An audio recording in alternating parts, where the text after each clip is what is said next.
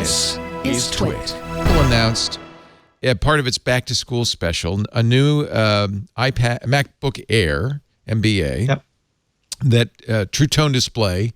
It seems to be scant on new features. True Tone display is one, and maybe 8th generation Intel processors, and a very, very good price, $1099, $999 if you're a college kid.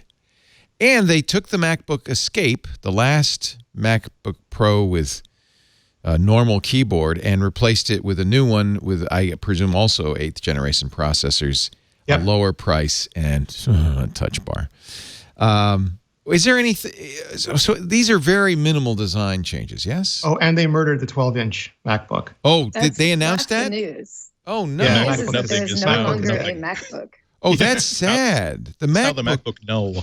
Yeah. Oh, I'm really sad to hear that. Yeah, because that was a very sporty design. It was doing things that the MacBook Air wasn't doing. But I guess now that they actually have a future for the MacBook Air that involves losing the USB ports and having a real display, okay, I guess the writing was on the wall. But it would have been really cool to see what they could have done with a MacBook Nothing name, as this is always going to be the ridiculously thin. We are willing to sacrifice to make this as thin and iPad-like as possible, but to run Mac software on it, that would have been a really great product. Yeah, I thought for a while maybe the MacBook Nothing would have been an ARM-based, the first ARM-based. Yeah, like I said, they canceled it last time and then brought it back in 2015 with this all-new design. Right. So canceling it now kind of opens up that spot and that name for a next-generation computer. So I read the press release. It wasn't exactly front and center on the press release that they're killing the MacBook. How do you know they're killing the MacBook? I got to ask a bunch of questions earlier. Oh, okay. Yeah, and it's also gone from the website. You can no longer order it. Did they explicitly say, though, we will no longer make the MacBook? Yes, it has been discontinued. Okay. Is that comparable? I mean, it's like it's been discontinued, but they never comment on whether it'll be coming back in the future, sort of thing. Oh, okay. So it is comparable to the last time. It could be back. Yeah. They were never making another display, and then now we have the mother of all displays. Right. Buy Fuji's displays. Oh, no, never mind. So tell us about, first of all, I don't mind so much because I replaced my MacBook, which was really pretty sluggish, with a MacBook Air, and I've been very happy with the 2019 or 2018 MacBook Air. What are we seeing in the new MacBook Air? The thing that's really cool about both of these things, well, I mean, I guess it depends.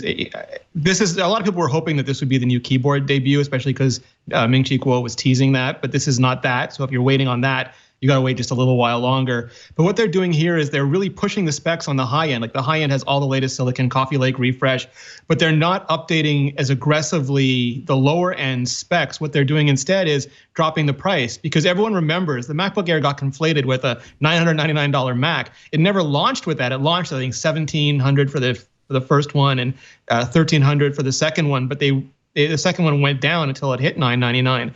This one launched at $11 or $12.99. I'm blanking on the exact price, but now they've pushed it down to $10.99 and $9.99 if you're on education.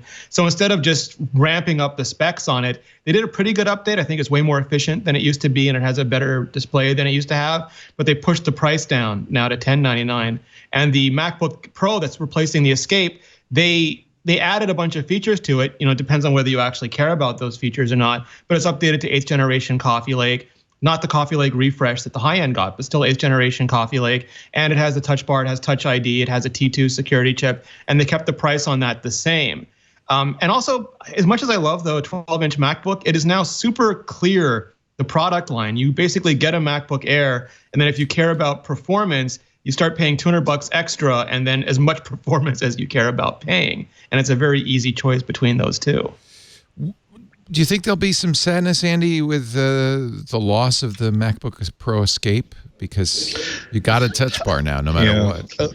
I think so, because there are a lot of people who are buying it. It was nice to at least have the option of having an actual function key row and an escape key row, and now you just don't.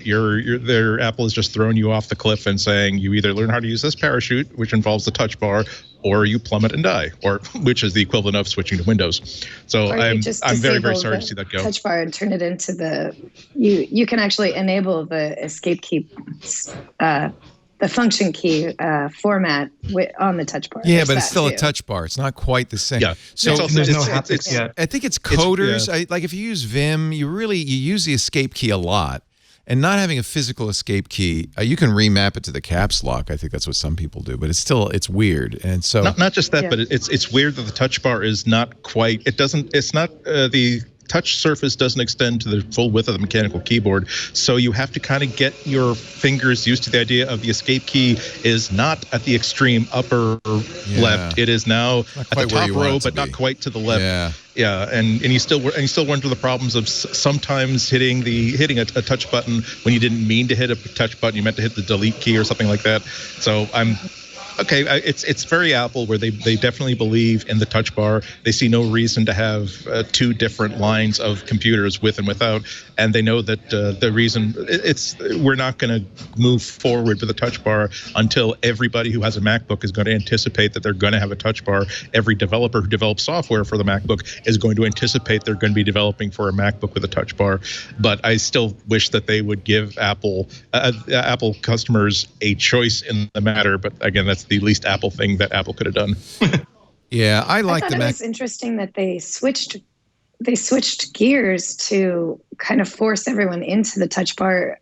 I was really excited about it in 2016 when it first came out, but then it kind of to the general public sort of seemed like this niche thing, or this sort of like almost silly add-on that most people don't use. So I actually in my mind saw Apple sort of deciding that touch bar was kind of a failed experiment. We'll go back to the way we used to do it, but we will have Touch ID. And it is interesting to me that they've doubled down on the touch bar, even though sort of the general consensus is nobody really is that excited about the touch bar. I'm sure there's a lot of people that have found joy in using it, but it's not something that becomes a replacement for just your standard use of a keyboard. It's not something that people are saying, oh, you gotta have a touch bar. So it's weird that they went this route.